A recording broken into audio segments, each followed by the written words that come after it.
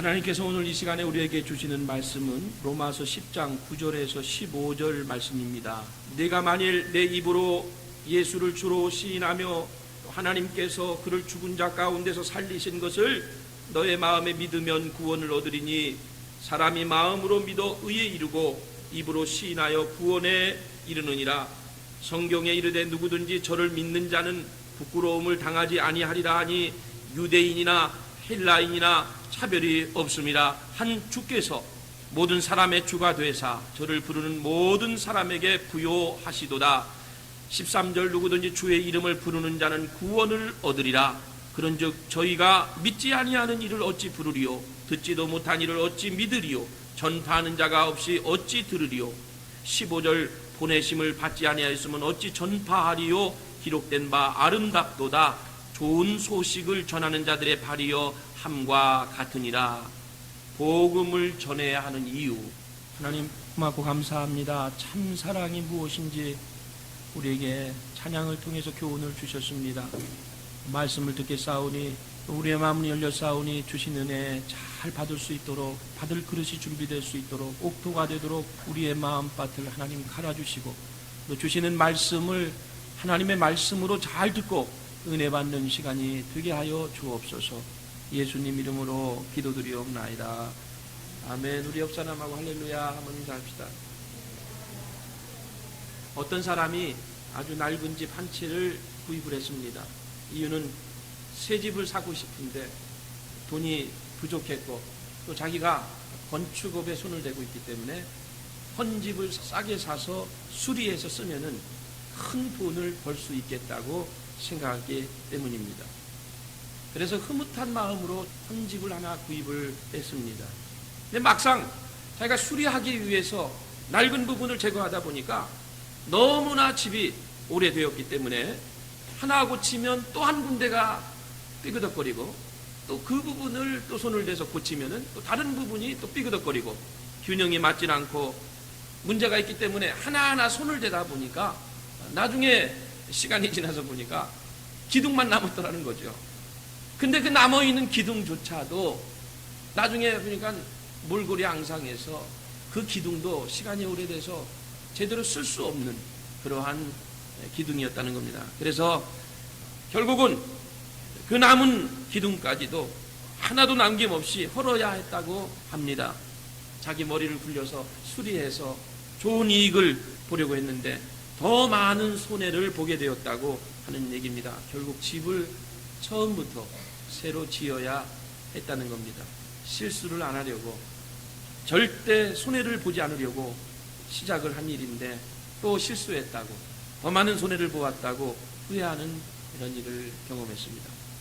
여러분, 우리가 신앙생활을 하면서 다시 한번 깊이 생각해 봐야 될 것은 정말 그동안의 나의 노력이나 나의 수고나 나의 열심들이 과연 하나님 앞에 올바랐는가 하는 것입니다.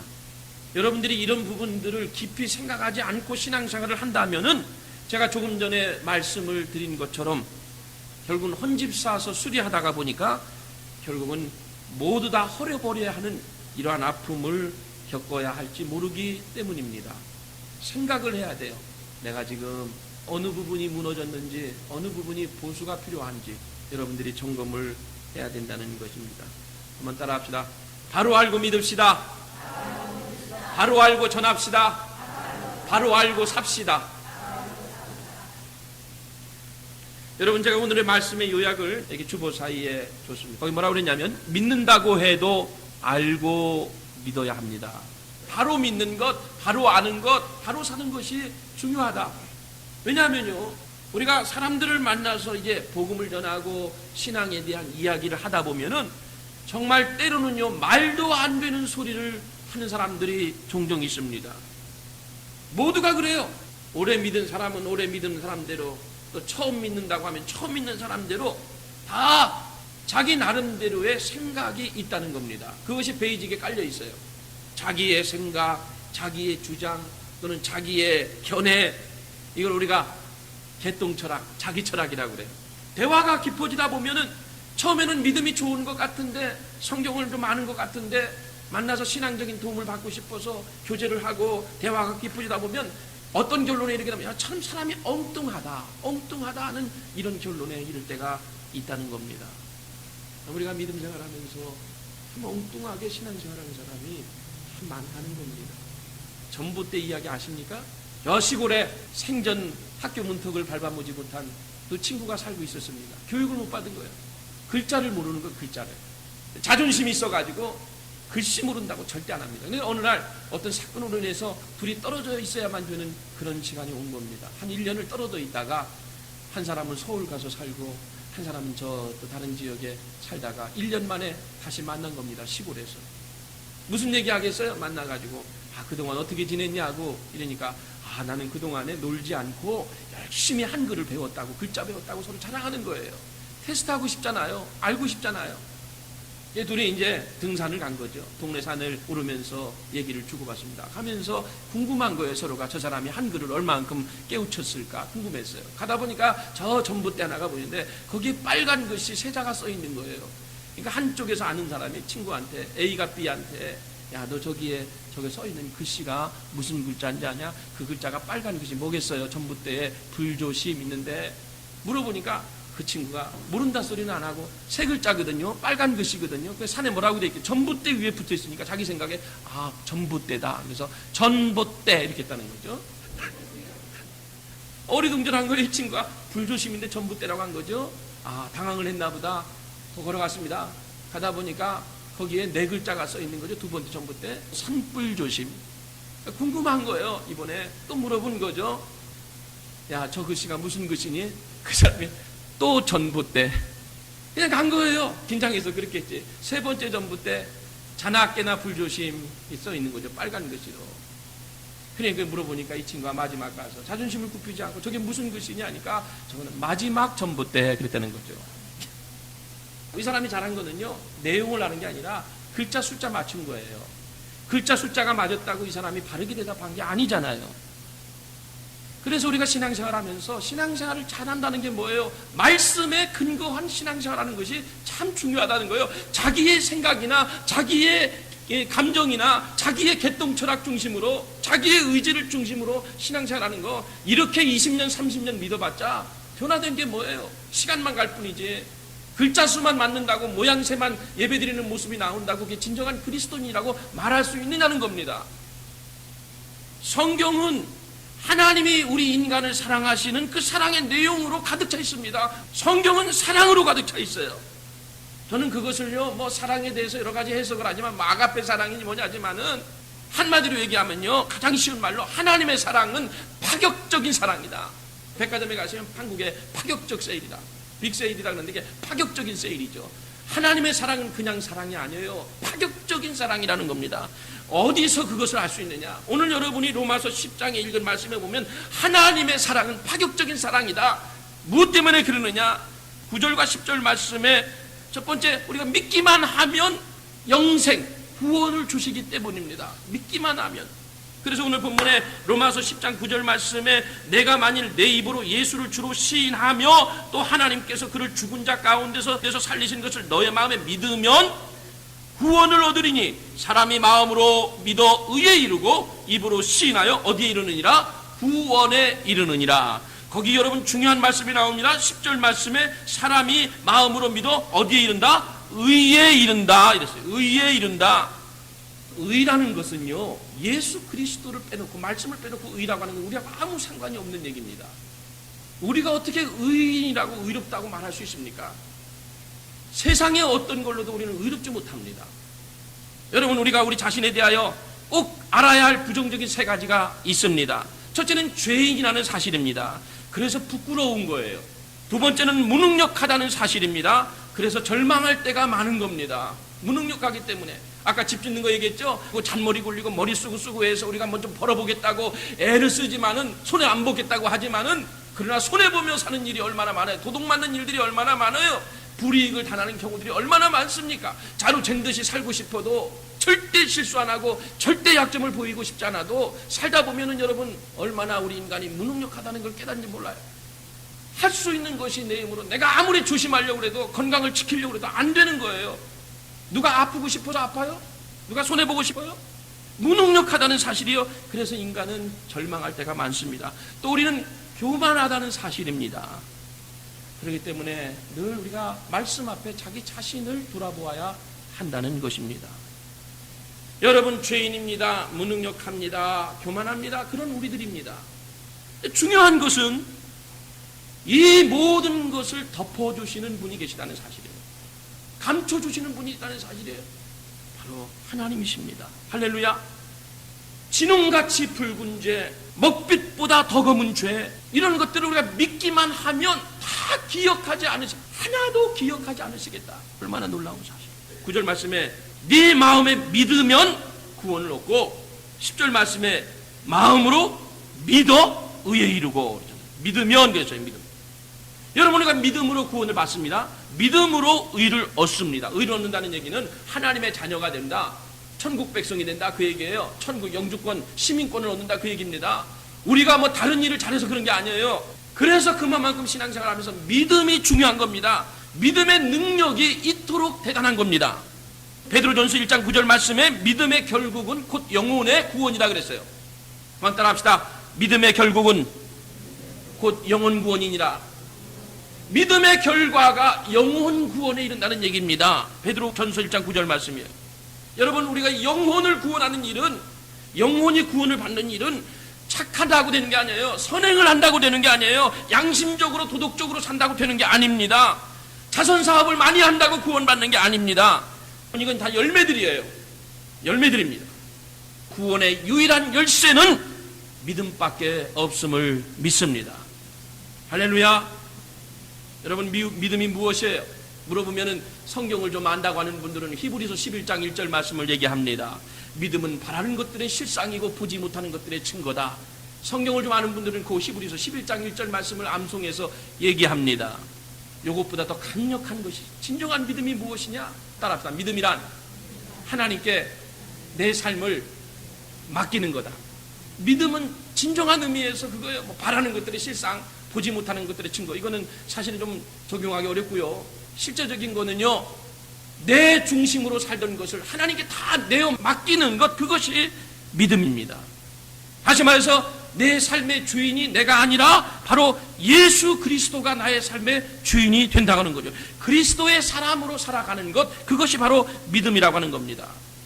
할렐루야. 여러분, 믿음 생활하면서 자꾸 내가 주체가, 이 믿음도요, 내가 갖고 싶어 가는 게 아니에요. 믿어져야 믿음이 생기는 거예요. 믿어지는 믿음이 될 때에 이게 온전한 믿음이 되지, 내가 노력해서 땀을 흘리고 내가 선행을 하고 내가 몸부림쳐서 되는 게 아니라는 거예요.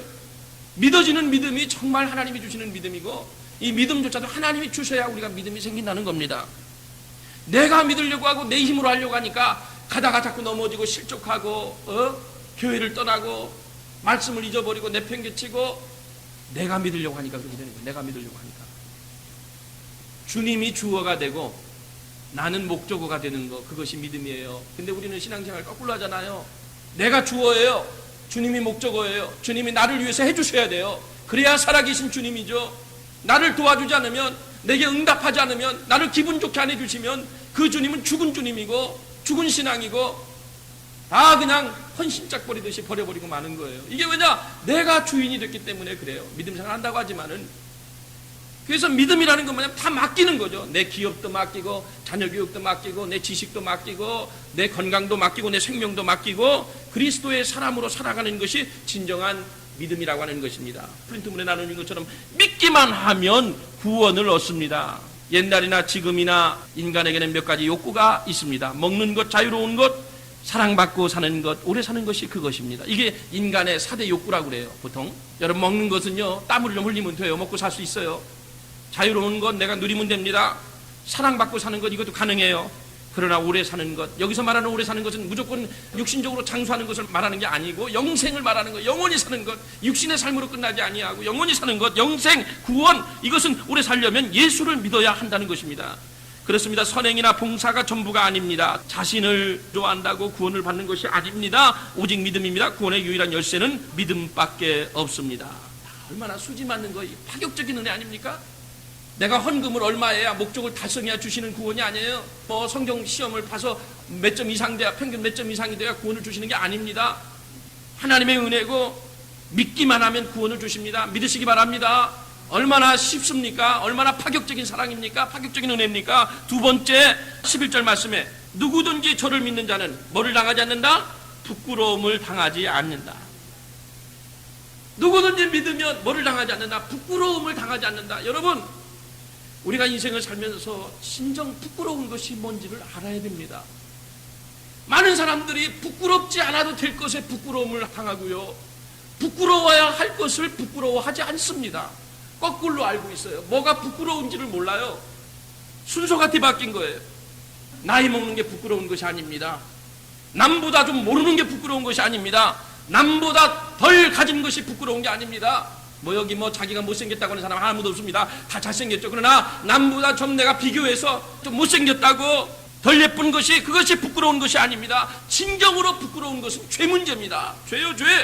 매일의 삶 속에서 낱낱이 우리의 죄들이 드러난다고 했을 때에, 밝혀진다고 했을 때 여러분 얼마나 부끄럽습니까?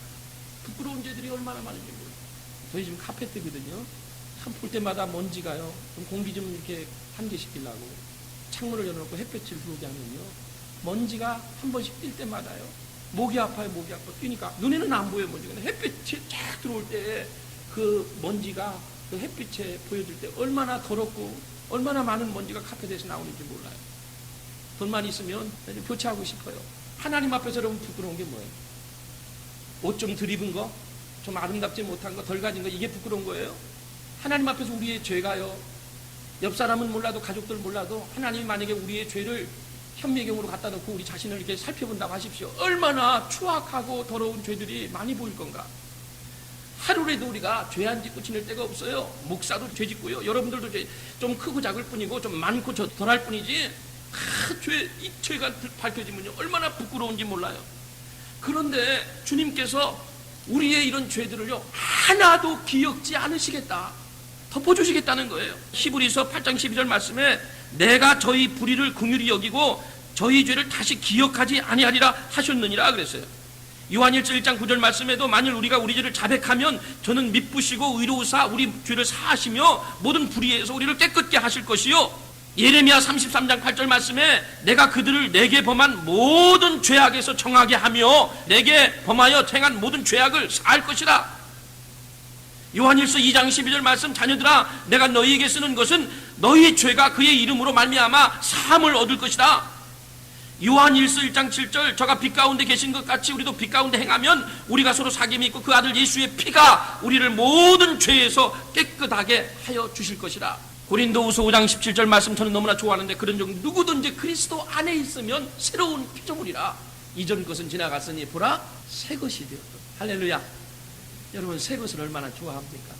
누구든지 이전 것은 지나갔으니 그리스도 안에 있으면 보라 새 것이 되었다고 하나님 말씀으로 선포하십니다. 정말입니다. 정말이에요. 하나님이 선포하시는 거예요. 네가 어떤 죄를 졌든지 내 앞에 고백하면 사여준다고 말씀합니다. 이것이 바로 하나님의 은혜입니다. 우리의 부끄러움을 덮어주신다는 거예요. 얼마나 감사해요. 파격적인 은혜잖아요. 파격적인 사랑이잖아요. 저지른 죄가 많은데 용서해 주시겠다는 거예요. 덮어주시겠다는 거예요. 부끄러움을 당치 않게 하시겠다는 겁니다. 세 번째, 여러분 12절 말씀인데 우리가 믿기만 하면 우리를 부욕해 하시는 하나님이십니다. 12절 말씀에 유대인이나 헬라인이나 차별이 없음이라 한 주께서 모든 사람의 주가 되사 저를 부르는 모든 사람에게 부요하시도다. 이 부요는요 꼭 물질적인 그런 부요만이 아니에요. 영적으로 풍성한 삶을 사는 거예요. 우리 아버지는 양으로 생명을 얻게 하고 더 풍성히 주시는 하나님이심을 기억하시기를 바랍니다. 우리 아버지는 부자예요. 부유하십니다. 근데 하나님의 자녀들이 맨날 쪼그라들고 짜증내고 불만 투성이로 살면 아버지와의 관계가 집을 나가 있는 상태든지 아버지를 자기 아버지로 모시지 않으니까 불만이 있는 거예요. 우리가 다 받지는 이 땅에 살면서 하나님이 주시는 그 100% 다 받을 수는 없지만은 그냥 믿음 안에서 우리 아버지 부자라 이거 느끼고만 살아도요 사람마다 받는 양이 다르지만 내가 깨닫고 알고 사는 거 중요해요. 비록 힘들게 살지만은 우리 아버지는 부자다. 양으로 생명을 주시고 얻게 하고 풍성하게 베푸시는 하나님 아버지시다. 여러분 이거 얼마나 우리 하나님은 부요하게 하시는 하나님이시다. 그래서 13절 말씀입니다. 누구든지 주의 이름을 부르는 자는 구원을 얻으리라. 그런즉 저희가 믿지 아니하는 이를 어찌 부르리요? 듣지도 못한 이를 어찌 믿으리요? 전파하는 자가 없이 어찌 들으리요? 그랬어요. 여러분이 오늘 예수님 앞에 나오고 복음이 여러분에게 심겨진 것도 과거에 어느 때인가 누군가가 여러분에게 복음을 전해준 사람이 있기 때문에 여러분 예수 믿게 된 거 아닙니까? 뱃속에서부터 믿고 나왔나요? 누군가, 저희 가정은요, 제가 말씀드렸잖아요. 6남매 놓고 어릴 때 아버지가 일찍 돌아가셨는데 우리 어머니가 자살하려고 하다가 옆집 친구가 풍미한다고, 대전의 대동장로교회라고 하는데 아주 독실한 집사님이셨어요. 어머니 친구예요. 어머니가 아버지가 갑자기 돌아가셔가지고 충격을 받으셨는데 6남매를 어떻게 키워요? 내 친구가 풍미하니까 한번 와보라고. 옛날에 풍미하면 3일 하잖아요. 지금도 그렇지만은 첫째 날, 둘째 날 초청을 했어요. 어머니가 못 간다고 세 번째 날까지 와서 붙잡고서 교회 한 번만 다 가자고, 한 번만 가자고 하도 그냥 사정을 해가지고 우리 어머니가 충격 중에 그래도 친구가 부탁하니까 그래서 따라갔던 것이 마지막 날 세 번째 날 하나님의 은혜를 교회에서 받은 거죠. 어머니에게 복음이 심어진 거예요. 그러면서 어머니가 교회를 나가면서 자녀들이 주일학교에 출석하고요. 그런 그분이 있기 때문에 한 가정에 아들들이 다 목사가 됐잖아요. 복음이 누군가가 심어준 사람이 있기 때문에 오늘 우리가 이 시간까지 온 것이죠. 그러니까 전하는 자가 없으면, 오늘 말씀이 그러잖아요. 14절 말씀에 저희가 믿지 아니하는 자를 어찌 부르리요? 듣지도 못한 이를 어찌 믿으리요? 전파하는 자가 없이 어찌 들을 수 있겠느냐? 여기 예수 믿으면 구원을 얻고 영생을 얻고 부끄러움을 당하지 아니하고 부유함을 경험하게 되는 거 우리나 알지. 아직까지 이러한 놀라운 파격적인 하나님의 사랑과 은혜를 모르고 생활하는 사람이 얼마나 많습니까? 누군가가 전해야 된다는 거예요. 전하는 자가 없어 어떻게 들을 수 있겠느냐는 거죠. 주일학교 때 불렀던 찬송이나 한번 같이 부르시죠. 누구든지 예수 믿으면 기쁨을 얻으리로다. 누구든지 예수 믿으면 기쁨을 얻으리로다. 나를 믿는 자는 성경의 이름과 같이 그 배에서 생수의 강이 흘러나리. 나를 믿는 자는 성경의 이름과 같이 그 배에서 생수의 강이 흘러나리라. 기도합시다. 하나님, 나를 믿는 자는 기쁨이 충만하고 부욕해야 되고 구원 얻고 영생 얻고 놀라운 축복들을 주시는데 우리에게 들을 수 있도록, 깨달을 수 있도록, 전할 수 있도록 은혜를 덧입혀 주시옵소서.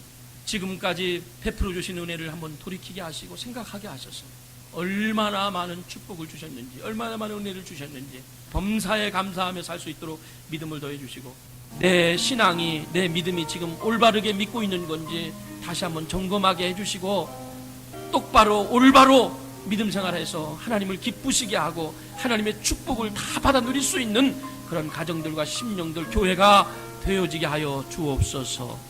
예수님 이름으로 기도드리옵나이다.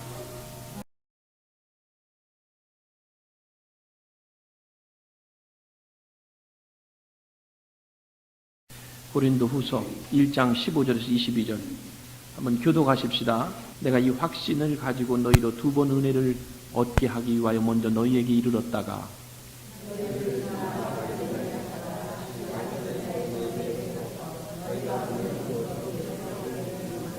이렇게 경영할 때에 어찌 경홀히 하였으리요? 혹 경영하기를 육체를 쫓아 경영하여 예하고 아니라 하는 일이 내게 있었겠느냐?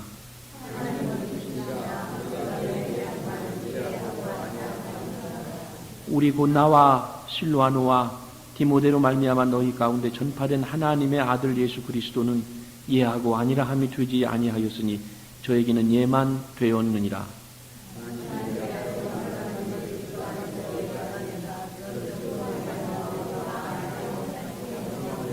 21절입니다. 우리를 너희와 함께 그리스도 안에서 경고케 하시고 우리에게 기름을 부으신 이는 하나님이시니 22절 다 같이 저가 또한 우리에게 인치시고 보증으로 성령을 우리 마음에 주셨느니라. 아멘. 오늘 말씀의 제목은 따라합시다. 내가 받은 상처에도 불구하고. 그 다음 빠졌는데요. 그래도 사랑해야 됩니다. 저는 지난 한 주간 동안에 저의 지나온 신앙의 발자취를 점검해보고 우리 교회 생활을 하고 있는 사람들의 신앙의 모습을 한번 점검해보면서 결국 우리가 신앙생활을 잘하려면 또 믿음의 길을 계속 가려면 먼저 사람을 품는 일이 중요하다. 종교개혁자 요한 칼빈이 남긴 말입니다. 인간이 알아야 할 지식 가운데 첫째는 하나님에 대한 지식이고 둘째는 사람에 대한 지식인데 결국 하나님을 알지 못하고는 사람도 알 수 없다. 이 말은 이렇게 해석이 가능합니다. 우리가 사람을 알지 못하고는 하나님을 알 수가 없다. 결국은 사람을 알면 하나님을 알 수 있다는 전제가 되는 겁니다. 이 말씀이 진리인 이유는 인간이 하나님을 가장 가깝게 닮은 존재라고 성경은 말씀하고 있기 때문입니다. 성경 말씀을 그대로 옮기자면 인간은 하나님의 형상을 따라서 지어진 존재다. 여러분들이 하나님을 보시려면, 하나님을 아시려면 사람을 알아야 되고 사람의 모습을 통해서 하나님의 모습을 발견할 때 그것이 진정한 신앙인이 될 수 있는 겁니다. 그러므로 여러분들이 하나님을 알려면 먼저 사람을 알아야 되고 그리고 사람을 품어야 될 줄로 믿습니다. 중요한 말씀입니다. 왜냐하면 신앙생활 중에요, 보면은 많은 부분이 사람과 사람과의 관계에 연결이 되어 있습니다. 신앙이 그렇게 좋던 사람이 사람과 사람과의 관계가 깨지니까 그렇게 30년 동안 40년 동안 믿었던 신앙도 한순간에 헌신짝 버리듯이 던져버리더라고요. 조금 전에 읽은 본문에 바울 사도가 다른 것이 아닌 사람들로 인해서 깊은 상처를 받고 있는 상황이 전개되고 있습니다. 고린도 교회와의 관계인데요, 이 고린도 교회는 바울이 2차 전도 여행 중에 특별히 아굴라와 브리스가라는 이 아름다운 동역자들을 만나서 세운 교회가 고린도 교회입니다. 거기 이제 나중에 디모데도 합세를 해서 교회가 아름답게 초창기에 참 별 문제 없이 부흥이 잘 됐었습니다. 그런데 여러 가지 이유 때문에 바울이 고린도 교회를 떠난 이후에 교회 내부에 아주 부패한 사람들이 일어나서 바울을 배척하기 시작했고 그리고 모함하기에 이르렀습니다. 그러다 보니까 서로가 서로를 부정하고 사람과 사람이 서로 불신하다 보니까, 믿지 않다 보니까 불화가 자꾸 생기고 부정하고 불신하는 풍조가 조성되기 시작했습니다. 성경에 보니까 원래 바울은 에베소를 떠나서 마게도냐로 가는 도중에 고린도 교회를 한번 방문하고 싶었습니다. 얼마나 보고 싶었겠어요. 그리고 또 돌아오는 길에 마게도냐에서 원래 계획을 고린도를 들려서 갈 때도 들리고 올 때도 들려서 사랑하는 교우들을 보고 싶었어요. 교회가 어떻게 부흥되고 있는지 궁금했었습니다. 그런 고린도를 방문할 계획을 세워놓고 있었는데 가만히 듣자 하니까 고린도 교회 안에서 내분이 일어났어요. 사람들이 자기를 배척합니다. 사람들이 자기를 질타하기 시작해요. 안 좋은 소리들이 들려옵니다. 그래서 성경에 보니 바울이 고린도 교회를 방문하려고 했었는데 그 계획을 보류하고 연기하기 시작했습니다. 이 소식이 고린도에 다시 전해집니다. 마음이 아파서 고린도 교회 방문하는 것을 접어뒀는데, 연기시켰는데, 그런데 많은 사람들이 바울이 고린도에 들리지 않는다는 방문 계획이 취소되었다는 이 얘기를 듣자마자 바울을 기다리던 많은 사람들이 그럴 줄 알았어. 약속을 어기는 사도 어떻게 그런 약속을, 그런 계획을 취소할 수 있어. 그나마 바울을 기다리던 사람들이 지탄하고 규탄하는 그런 운동이 일어나기 시작했습니다. 한자성어에 진퇴양난이란 말이 있어요. 무슨 말씀이죠? 앞으로도 못 가고 뒤로도 갈 수 없는, 앞뒤가 꽉 막힌 상태입니다. 가자니 그렇고 안 가자니 그렇고.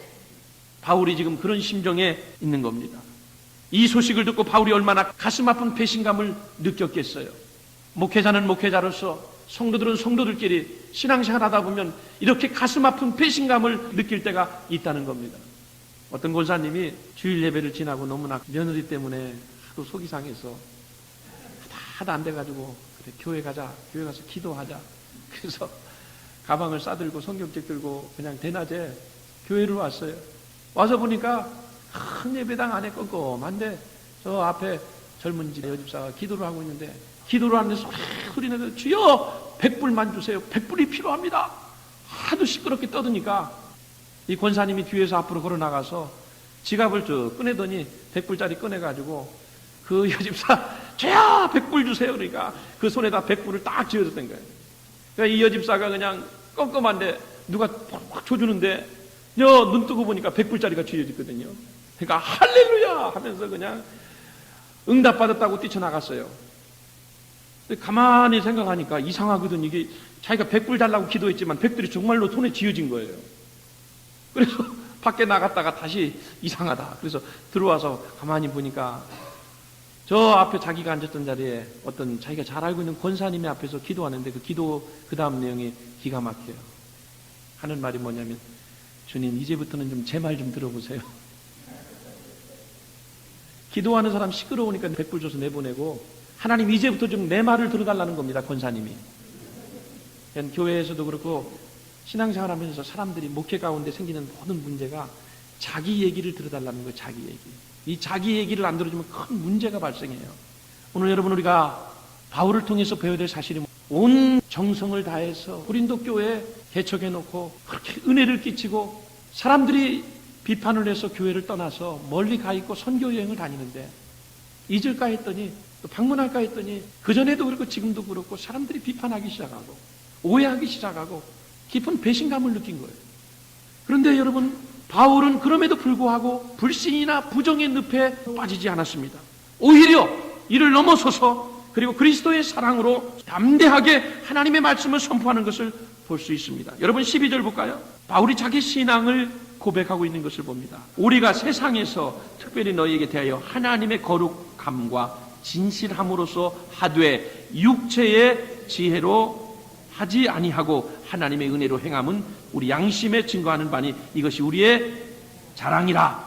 오직 우리가 읽고 아는 것 외에 우리가 다른 것을 쓰지 아니하노니 너희가 끝까지 알기를 내가 바라는 것은 너희가 대강 우리를 아는 것 같이 우리 주 예수 그리스도의 날에 너희가 우리의 자랑이 되고 우리가 너희의 자랑이 되는 것이라. 고린도 교인들이 자기를 왜곡하고 오해하고 핍박하고 있기 때문에 전하는 말이 방문하지 않았지만 편지를 통해서 자신이 그 전에 교회를 개척하면서 복음을 증거할 때에 간사함으로나 그런 사람들을 속이는 꾀, 일종의 꾀로 목회한 게 아니고 그렇게 복음 전하지 않고 진실함과 거룩함으로 목회를 했고 또한 어떤 이익을 위해서도 아니고 하나님의 은혜로 성령의 능력을 의지해서 말씀을 증거하는 삶을 살았다고 설명하고 있습니다.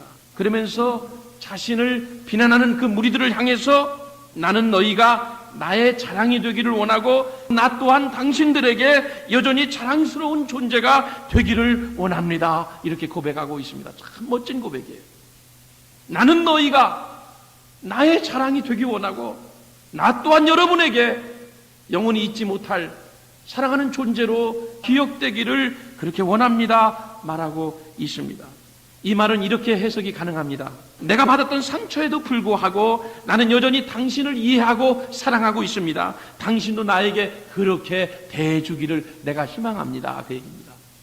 따라하세요. 받은 상처 크지만, 저한테 하시면 안 돼요. 받은 상처 크지만, 옆 사람 또 보면 안 돼. 이게 오해가 될 수 있어요. 여러분이 상처를 받았던 그 사람을 향해서 해야 돼요. 받은 상처 크지만 이해하고 사랑할 테니 저에게도 그렇게 대해 주세요. 중요한 말이에요. 신앙생활 가운데 내가 받은 상처가 있지만 그럼에도 바울처럼 내가 당신을 사랑하고 이해할 테니 당신도 나에게 그렇게 대해 달라는 부탁입니다. 어떤 분이 그래요. 목사님 그런 말씀 하지 마세요. 내가 매번 속는데 그렇게 손해가 막심한데 이제까지 내가 당하고 살았는데 내가 받은 상처가 큰데 어떻게 그렇게 할 수 있느냐 그겁니다. 여러분 그럼에도 불구하고 인간을 신뢰하고 긍정적이며 적극적인 삶을 살 수 있는 그 원인과 이유가 무엇입니까? 내가 받은 상처가 크지만 바울은 아니라 그럼에도 그 상처의 절망의 늪에 빠지지 아니하고 그럼에도 내가 당신들을 이해하고 사랑합니다. 당신들 나를 그렇게 대해 주십시오 라고 고백할 수 있었던 그 용기와 동기가 어디에 있었느냐 그 얘기예요. 그렇게 할 수 있는 세 가지 이유가 있습니다. 바울이 오늘 본문을 통해서 내가 상처가 크지만 그러나 그럼에도 사람을 이해하고 사람을 상대하고 사람을 피하지 않고 사람을 용서하고 받아줄 수 있는 그 이유가 무엇입니까? 세 가지로 오늘 본문에 바울이 말씀하고 있는데 첫째로 우리가 그렇게 할 수 있는 이유는 따라합시다. 하나님의 신실하심 때문이다. 신실하신 하나님이 우리 안에 계시기 때문입니다. 성경의 17절 말씀 볼까요? 이렇게 경영할 때에 어찌 경홀히 하였으리요 혹 경영하기를 육체를 쫓아 경영하여 예하고 아니하니라 하는 일이 내게 있었겠느냐. 육체를 쫓았다, 이건 뭐냐? 가장 쉬운 우리말로 바꾸면은 본능대로, 기분대로 그 얘기예요. 바울이 사역을 할 때에, 교회를 섬길 때에 자기의 본능대로, 기분대로, 육체대로 그렇게 하지 않았다는 겁니다. 이어서 18절 말씀에 보면 하나님은 미쁘시니라 우리가 너희에게 한 말은 이해하고 아니라 함이 없노라. 하나님은 어떠시다고요? 하나님은 미쁘시다고요. 미쁘시다는 말에 가장 근접한 말은 신실하신 하나님이시다. 하나님은 신실하시다, 그 얘기예요. 바울이 두 가지 원칙을 가지고 사람을 대했습니다. 특별히 아까도 읽었지만 12절 말씀 보십시오. 우리가 세상에서 특별히 너희에게 대하여 하나님의 거룩함과 진실함으로 대한다. 바울은 사람들을 만나서 교제할 때에 하나님의 진실함과 거룩함 사람들과 교제했습니다. 또 두 번째 12절 말씀에 보면 육체의 지혜로 하지 아니하고 무엇으로? 하나님의 은혜로 사람들을 대했다는 겁니다. 하나님의 은혜로 대했다. 그 이유가 뭐예요? 자기 자신이 하나님께 그런 존재로 사랑을 있기 때문에 그렇게 고백한 거예요. 사랑을 경험해 본 사람이 그런 사랑을 고백할 수 있는 겁니다. 하나님께서 바울이 생각할 때 자기 자신을 그렇게 만나주셨, 은혜 가운데 만나주셨던 이걸 알기 때문입니다. 하나님께서 자신을 은혜 가운데 인도해 주셨고, 은혜 가운데 자기를 만나주셨고, 은혜 가운데 자기를 대해주시는 그 인격적인 하나님, 거룩함과 진실함으로 다가오시는 그 하나님을 기억하고 바울이 고백한 내용입니다. 어디나 그런 일이 다 있지만은 모임을 갖고 회의할 때 보면 그런 사람이 있어요. 아무 말 하지 않고 있다가 꼭 손들고 하는 말이 법대로 합시다. 법대로 합시다. 이런 사람들이 있어요.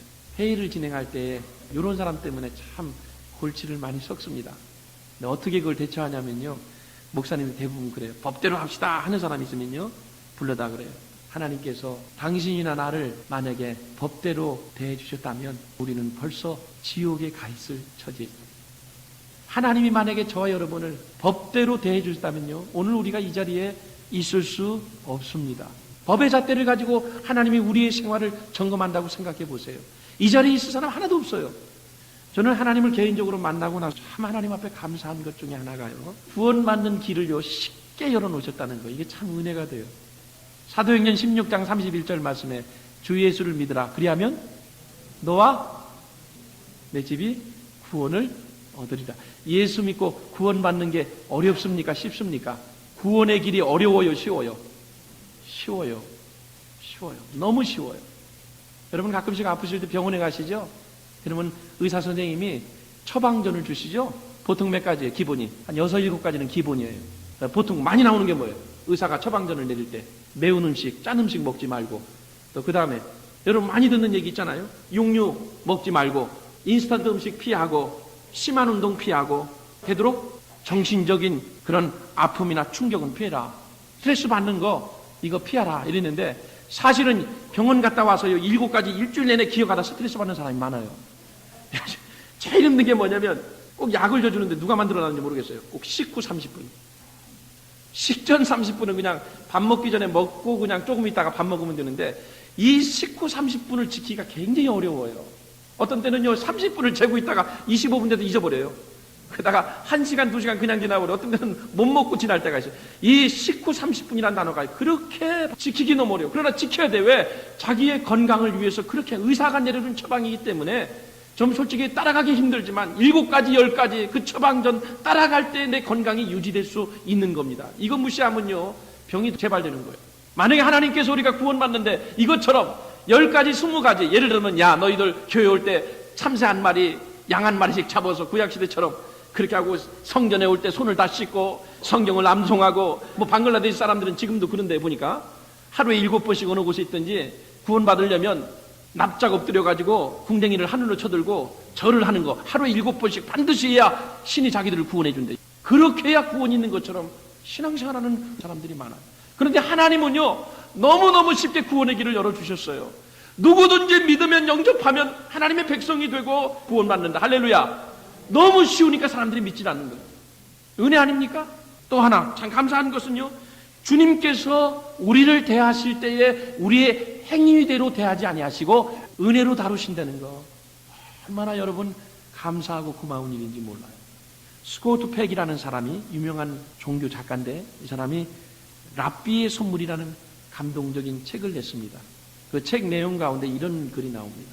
옛날 유럽의 한 수도원에 진리를 추구하는 이상형의 젊은이들이 모여들기 시작했어요. 깨끗하게 살자 이거죠.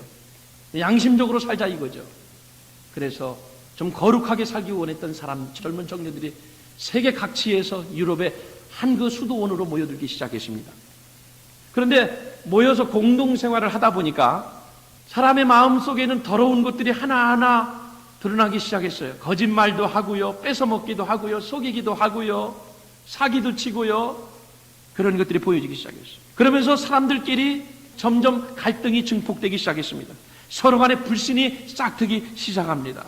진리를 찾아서 연구하고 노력하기는커녕 거기서의 하루하루의 삶이 지옥 같고 서로 원망하고 불평하고, 그러면서 공동체가 깨지기 시작했고 한 사람 한 사람 그 수도원을 떠나기 시작했습니다. 처음에는 상당히 많은 숫자가 모여들기 시작했는데 하나 둘 흩어지기 시작하다 보니까 나중에 결국 5사람만 남았습니다. 이 수도원을 지키는 수도사가 고민이 생겼어요. 과연 그 많던 사람들이 다 흩어지고 5명만 남았는데 이 수도원을 계속해서 존재해야 되느냐 아니면 문을 닫아야 되느냐, 이런 고민 가운데 빠졌습니다. 고민하던 중에 한 랍비를 찾아간 겁니다. 랍비요, 우리 수도원이 처음에는 진리를 찾아 헤매는 사람들이 그렇게 많이 모여들었는데 서로 싸우고 싸워서 지금 5명만 남고 나머지는 다 흩어졌습니다.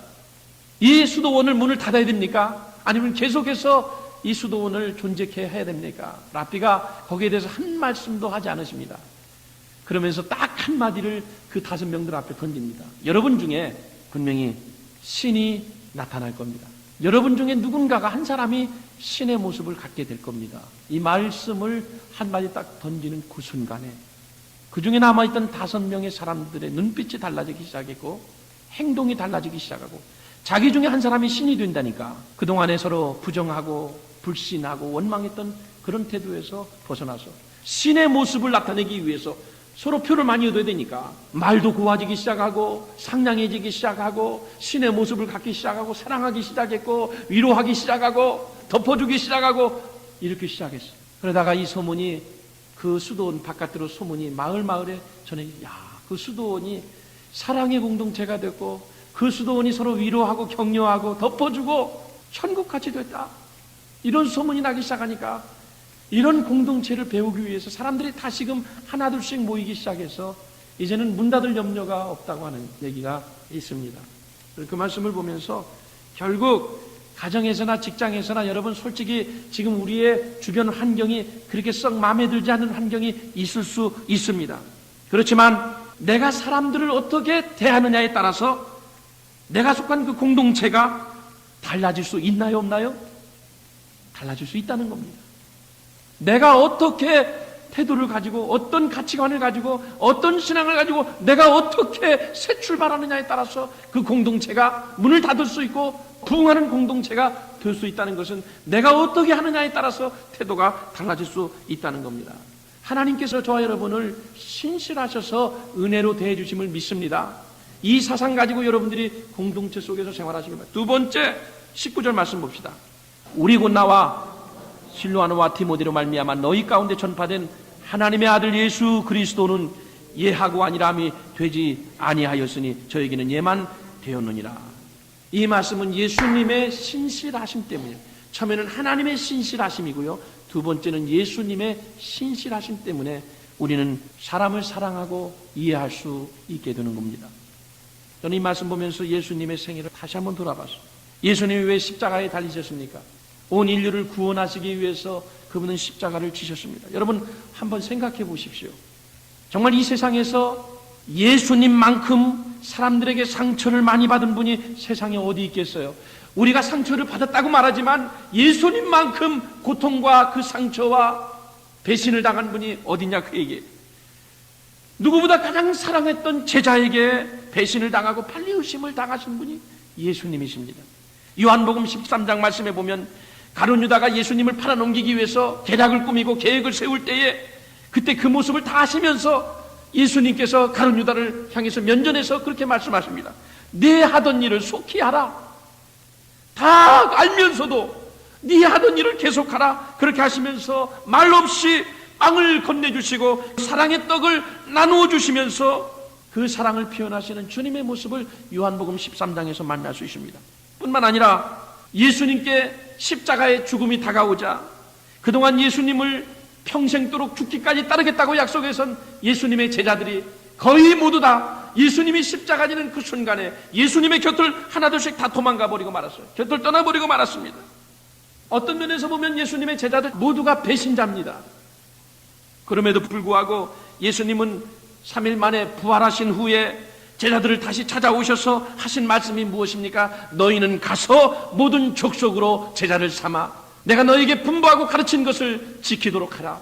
예수님을 배신하고 떠났던 그 사람들을 다시 불러서 세계 선교를 위해서 주인공으로 그들을 부르신 그 세계복음화를 위해서 엄청난 과제를 그들에게 다시 떠맡기시는 예수님이십니다. 여러분, 우리 같으면 이게 가능할까요?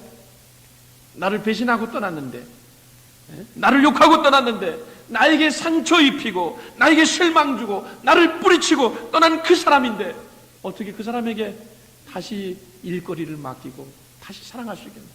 우리 같으면 어떻게 되죠? 이럴 때 뭐라고 그래? 국물도 없다. 국물도 없다. 어떤 분이 속도 위반으로 미국 경찰한테 걸렸어요. 그 영어가 안 되니까 한 번 좀 봐주십시오. Look at me again. 그러니까 이 경찰이 하도 한국 사람들을 상대해보고요. 그 말이 무슨 뜻인지 알아요? 이거 하는 말이 No soup. 국물도 없다. No soup. 그랬다는 거야. 국물도 없다. No soup. 우리는 나를 배신하고 떠난 사람 국물도 없죠. 끝까지 그 제자들을 믿어주시고 사랑해주시고 그들에게 일거리를 맡기시는 그 하나님, 그 예수님이십니다. 바울도 지금 자기 자신에게 상처를 입힌 사람들에게 선포한 말씀이 있어요. 여러분, 그 2장에 7절 한번 보십시다. 바울이 고백한 내용인데요, 자기를 그렇게 괴롭게 하고 힘들게 하는 그 무리들을 향해서 2장 7절에 보면 그런즉 너희는 차라리 저들을 용서하고 위로할 것이니, 저가 누구를 말하는 거예요? 자기를 핍박하고 모함하고 욕하고 그런 사람들을 말하는 거예요. 그런즉 너희는 차라리 저런 사람들을 용서하고 위로할 것이니 저가 너무 많은 근심에 잠길까 두려워하노라. 8절 다 같이 시작. 그러므로 너희를 권하노니 사랑을 저에게 나타내라. 할렐루야. 바울이 이런 고백을 할 수 있었던 것은 누구에게 배웠겠어요? 이 모습을 예수님에게 배운 겁니다. 예수님의 사랑을 자기가 깨달은 거예요. 그래, 그 사랑으로 자기를 핍박하고 모함하는 그 무리들을 용서하고 덮어주라고 하는 말씀입니다. 사랑하는 성도 여러분, 여러분에게 상처를 준 사람, 여러분에게 상처를 준 그 사건이 있으면 그리스도의 사랑을 생각하시면서 덮어주시기를 주의 이름으로 축원합니다. 마지막, 어떻게 해야 내가 나의 고통을 주고 상처 준 그 사람을 덮어주고 용서할 수 있습니까? 첫 번째는 하나님의 신실하심을 볼 때에, 두 번째 예수님의 신실하심을 볼 때 그 가능하고, 마지막 그렇게 할 수 있는 이유는 오늘 본문의 21절과 22절에 바울은 말하고 있어요. 우리를 너희와 함께 그리스도 안에서 견고케 하시고 우리에게 기름을 부으신 이는 하나님이시니 저가 또한 우리에게 인치시고 보증으로 성령을 우리 마음에 주셨느니라. 하나님께서 우리의 삶을 변화시켜 주시고 새롭게 하기 위해서 우리의 삶에 성령을 보내주셨다고 말하고 있습니다. 성령은 하나님의 보증이십니다. 내가 할 수 없어요. 내가는 할 수 없어요. 또한 우리의 스스로의 노력 가지고는 안 됩니다. 그러나 저와 여러분이 성령의 능력을 힘입으면 불신과 상처가 한순간에 다 씻어질 수 있는 줄로 믿습니다. 내가 하려고 하니까 안 되는 거예요. 내 힘으로 하려고 하니까 안 되는 거예요. 성령을 받아야 돼요. 그 성령의 능력과 성령을 의지해서 나갈 때 내가 내 원수도 사랑할 수 있는 거고, 나에게 상처 주고 아픔을 준 그 친구도 내가 덮어줄 수 있는 겁니다. 3장에 넘어가서 17절 18절 보십시오. 성령에 대한 말씀인데, 주는 영이시니 주의 영이 계신 곳에는 뭐가 있느니라? 자유함이 있느니라.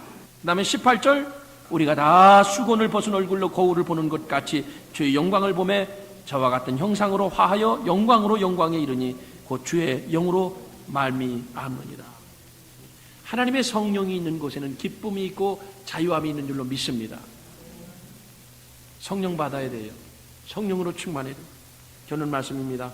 요동하는 내 모습에도 불구하고 나를 끝까지 믿어주시는 신실하신 하나님 뿐만 아니라 실망덩어리인 나를 품에 안으셔서 나를 변화시키기 위해서 십자가에 죽으시고 부활하신 그 예수님, 나의 마음이 강팍하고 돌같이 딱딱함에도 굳어 있음에도 불구하고 나를 녹이시고 새롭게 하시는 그 성령님, 이것 때문에 하나님 사랑과 예수님의 사랑과 신실하심과 성령님의 감동하심으로 인해서 저와 여러분, 우리 공동체는 충분히 변화될 수 있고 새로워질 수 있고 희망이 있는 줄로 믿습니다.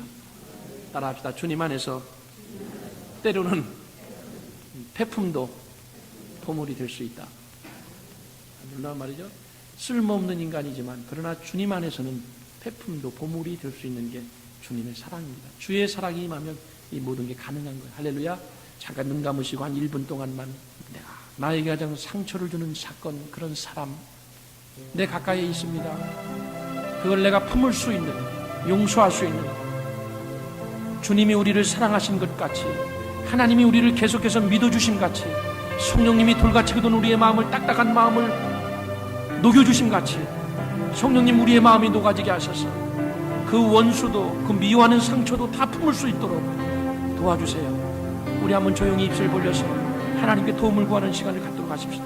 우리 다 같이 입술 벌려 하나님께 도움을 구하십시다. 사랑의 하나님 아버지, 은혜와 사랑을 감사합니다. 나를 미워하는 사람, 나에게 상처를 준 그 사건과 그 환경들, 그 대상들 우리가 인간의 힘으로 용서할 수 없습니다. 내 힘으로는 되지 않습니다. 성령님 우리 마음속에 찾아오셔서 성령의 능력으로 이런 일이 가능함을 믿사오니, 오 성령이여, 우리 심령에 강하게 임하게 해주시고 불같은 성령으로 임하셔서 녹아질 수 있도록 허락해 주시옵소서. 나를 끝까지 믿어주시고 밀어주시며 신뢰하시는 그 하나님의 사랑과 예수 그리스도의 은혜를 기억하면서 나에게 상처를 주고 아픔을 준 그 환경과 사람을 용서하고 덮어줄 수 있도록, 그래서 아버지 그들이 나의 사랑이 되게 하시고 나 또한 그들에게 아버지 영원히 사랑으로 존재할 수 있도록, 그런 관계가 형성될 수 있도록 주님 도와주시옵소서. 내가 변하면 아버지 가정이 변합니다. 내가 변할 때 교회가 변화됩니다. 아버지 우리 교회가 변해야 지역사회가 변화됩니다. 하나님의 천국이 이루어집니다. 복음이 확장됩니다. 이 모두는 다 내 자신에게서부터 출발함을 다시 한번 깨닫게 해주시고 긍정적이고 적극적이며 믿음의 삶을 살아가는 주의 백성들 되게 하여 주옵소서. 그래서 가는 곳마다 승리가 있게 하시고 주의 사랑을 넘치게 하여 주옵소서. 변덕스러운 우리들이요, 하나님을 배신하고 실망하고 하나님의 마음을 아프게 하는 우리들이지만, 돌같이 딱딱이 굳은 우리의 심령들이지만 하나님 성령을 보내주셔서 우리의 마음을 녹여주시고 우리가 여러가지 근심과 염려 가운데 있음에도 불구하고 변함없는 사랑으로 우리를 품어주시고 우리를 사랑해주시고 신뢰하시며 하나님의 일을 맡겨주시는 고마우신 하나님, 그 하나님 때문에 우리는 용기를 얻습니다.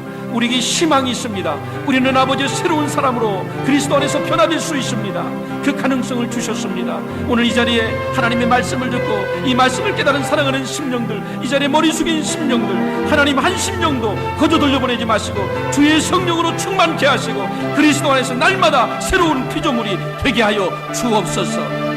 그래서 변화된 삶을 살게 하시고 주님의 용사답게 세상에서 용기 있게 세상을 살아나가는 담대하고 신실한 주의 일꾼들로 삼아 주시옵소서.